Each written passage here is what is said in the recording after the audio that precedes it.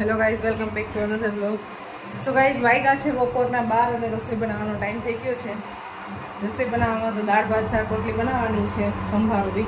દાળ ને ભાત બફાઈ ગયા છે, તો હવે શાક બનાવવાનું છે અને બધું ચાલે છે. અને મહેમાન આવ્યા છે મારી ઘરે. અમારા કૌશલભાઈ આવ્યા છે. આમ તો એ રાજકોટમાં જ રહે છે, માત્રાવડથી આવ્યા છે. અને અમારા દાદા તો આજ 2 દિવસ થઈ ગયા આવ્યા એને, પણ વ્લોગ કંઈ ચાલુ કર્યો નહોતો. આપણે આજે વ્લોગ ચાલુ કર્યો છે. તો પરોણ ખુશી બે સ્કૂલે ગયા છે અને ખુશી ગાડી લઈને જવા માંડી છે સ્કૂલે. મને થોડુંક એવું ટેન્શન રહીએ કે ઘરે પહોંચે ત્યાં સુધીમાં કે કંઈ પ્રોબ્લેમ ન આવે. ચલાવતા તો સારી આવડી ગઈ છે, પણ થોડોક ડર રહીએ આપણને, કારણ કે જે આટલામાં ચલાવતી હતી ડાયરેક્ટ સ્કૂલે જવા માંડી છે ને. એટલે ભાઈ, તમને રાજકોટમાં મજા આવે છે? સુરત વધારે મજા આવે કે રાજકોટ? સુરત. રાજકોટમાં શું વાંધો જ તમે અહીંયા? હે, રાજકોટમાં ઓછું ફાવે કા? રાજકોટની અંદર છે ને, અમારા ફેમિલી મેમ્બરમાંથી અમે એક જ રહી છીએ અહીંયા. બીજું ફેમિલીમાંથી કોઈને બધાય સુરત રહીએ છે.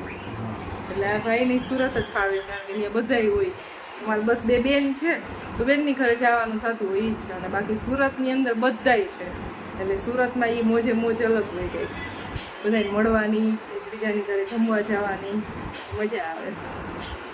પરોભાઈ આવી ગયા છે સ્કૂલેથી. સ્ટાર કેમ મળ્યો ભાઈ? બધાને ના કહેવાનું હોય હવે તો ના, દાદાને જ કે શું કામ સ્ટાર મળ્યો? એવું કહી દઈશ. વિડીયો બંધ કરી દાદાને કે તો દાદા હું કહી દઉં છું. ઓય બ્લા બ્લા બ્લા હાથ ચીપ દે આપણે કઈ સીટ છે સ્કૂલે ટોયલેટ સીટ તોડી નાખી, એટલે સરે પનિશમેન્ટ આપી. પછી પાછી ભાઈએ જોઈન્ટ કરી, એટલે સારું કામ કર્યું. એના માટે એને આ સ્ટાર મળ્યો છે.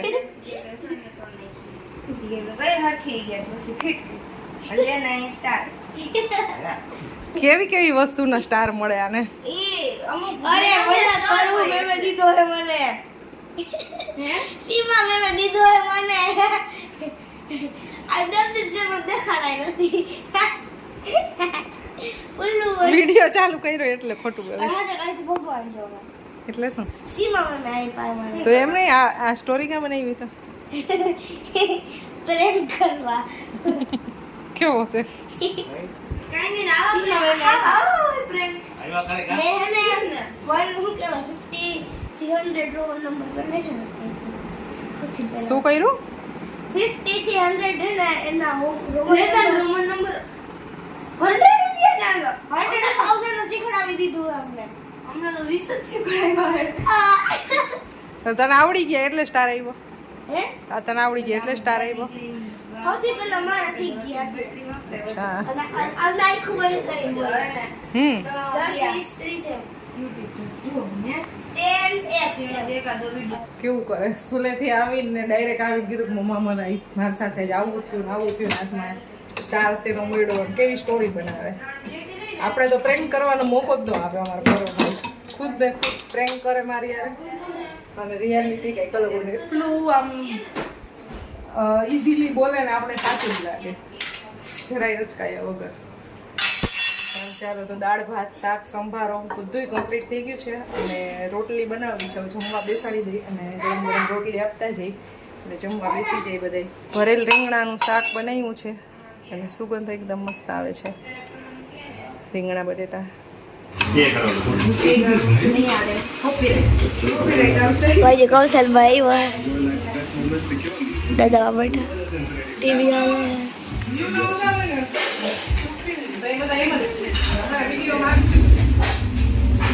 જો ગાઈસ 3:30 થઈ ગયા છે.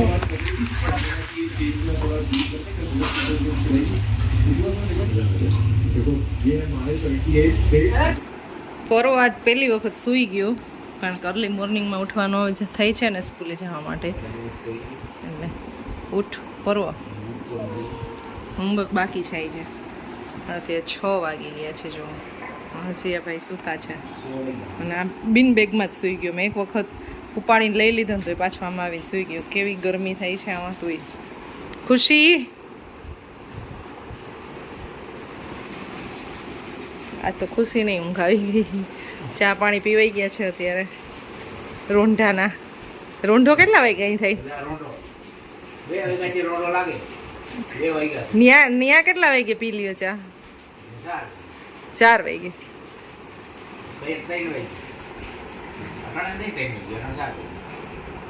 પણ 12:30 વાગે જમી લીધું ને? 12 વાગે કેટલા વાગે જમો?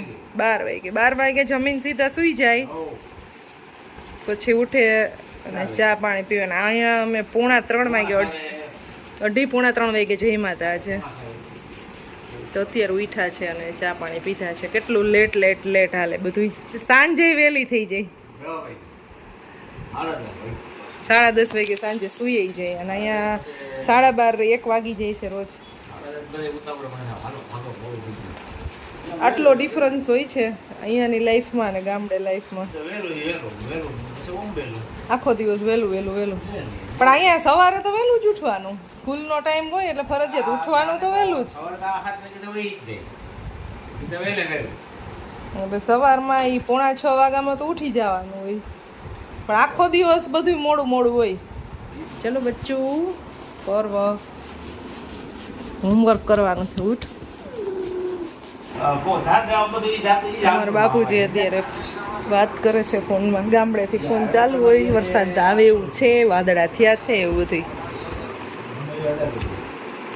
તો આજે નેક્સ્ટ ડે થઈ ગયો છે. અમે ડેલી બ્લોગ શૂટ નથી કરતા. આજે આઈ થિંક 3જો દિવસ થઈ ગયો છે. 4 દિવસ થઈ ગયા છે. મારા દાદા આવ્યા બ્લોગ શૂટ એક જ થઈ ગયો. હું ક્લિપ એન્ડ કરી દઈશ એમાં. હમણાં છે ને બીજું બધું કામકાજ એટલું બધું છે ને, ક્યારેક ફેસબુકમાં કામ વધી જાય ને તો આ બ્લોગ એટલા બધા કન્ટિન્યુ. અને ફેસબુક આઈડી છે મારું જોડિયા, એમાં મિની બ્લોગ આવતા હોય છે 3-4 મિનિટવાળા. જે કોઈ બી નવી અપડેટ જોઈ હોય એમાં ફોલો કરી દેજો.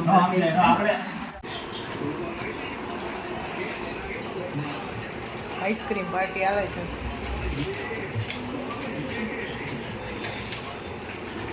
બરો તારું આઈસ્ક્રીમ ક્યાં? કેમ નો ખાધું તને? દાદાએ ના લઈ દીધું? દાદાએ ના લઈ દીધું તને?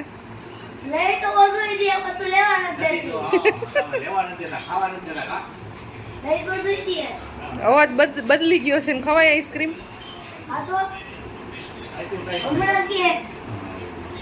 હા હું ના પાડી હતી તોય લાવ્યો તું.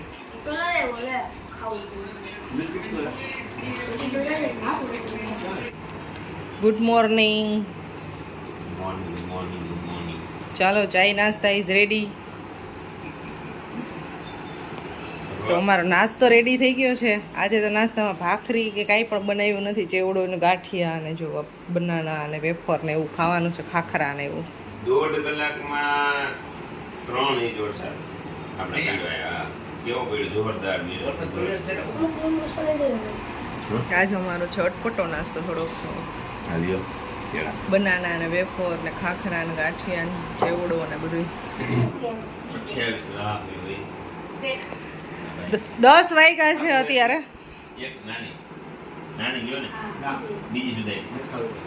કેમ નથી ખાવી?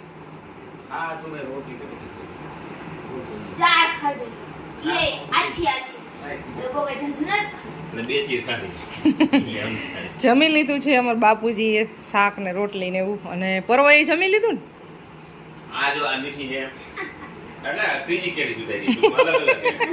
બધાયમાંથી ટેસ્ટ લ્યો. કાંઈ ન થાય હવે. તો જો અહીંયા અત્યારે છે ને કેરી ખાય છે. અમે કેરીની પેટી જસ્ટ લઈને આવ્યા અને ચિપ્સ ખાવી હતી તો બટેટા લેવા ગયા હતા. તો 12 ચક્કર મારીને આવ્યા ને બટેટા લઈ આવ્યા. અને હું બનાવું છું ચિપ્સ. જો અહીંયા તેલ ગરમ કરવા માટે મૂકી દીધું છે અને આટલી ચિપ્સ પાડી લીધી છે. હજી તો જેમ જોશે એમ ખાશે એમ હું બધી જે ચિપ્સ બનાવીશ.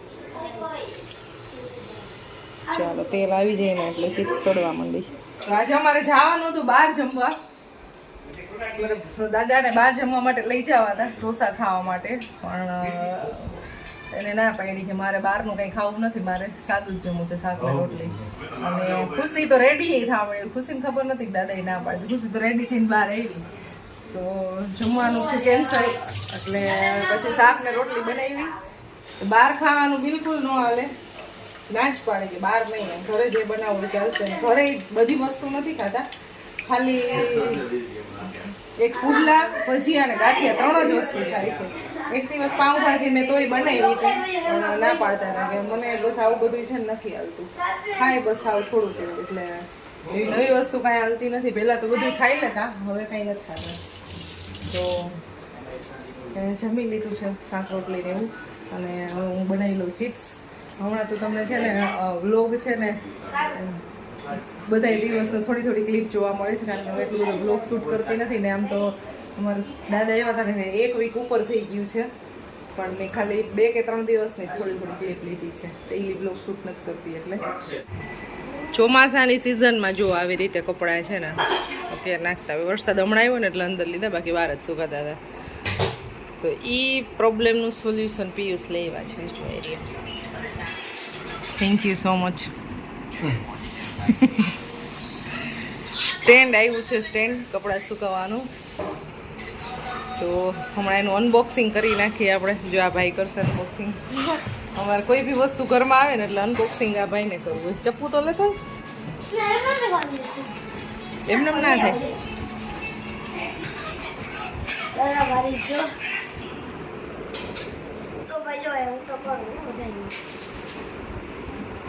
ઓછું ચાકુ અંદર ન જવું જોઈએ. હા બસ થઈ ગયું.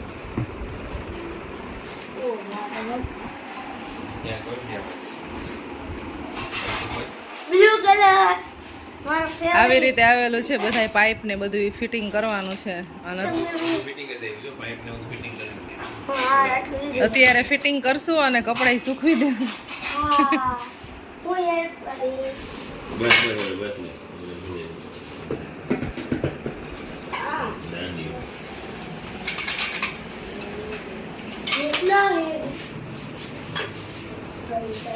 ફિટિંગ થવા માંડ્યું છે.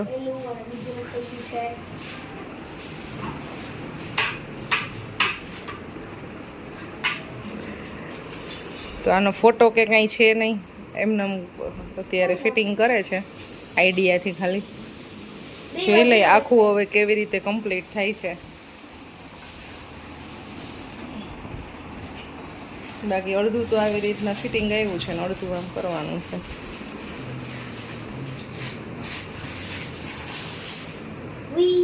ચાલો ફાઇનલ થાય પછી બતાવી. ઓપનિંગ જ કરી નાખવાનું. હાલો તો ચિપ્સ ને ગાંઠિયા ને બધું રાખાવો. દીદી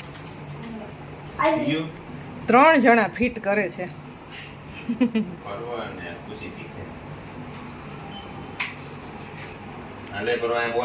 સ્પેર પાર્ટ ઘણા બધા આવે આના.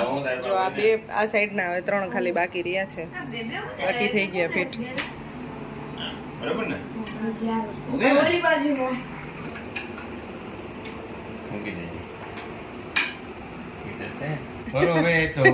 પરવાને કેમ આવડતું હોય, એમના શું કહેવાના હોય.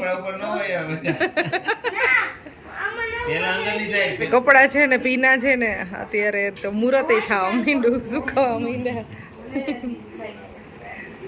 કેટલો શોખ થાય છે એમ. અમારા પર્વભાઈને બહુ થાય. બહુ સારું સ્ટેન્ડ છે, બહુ સારું.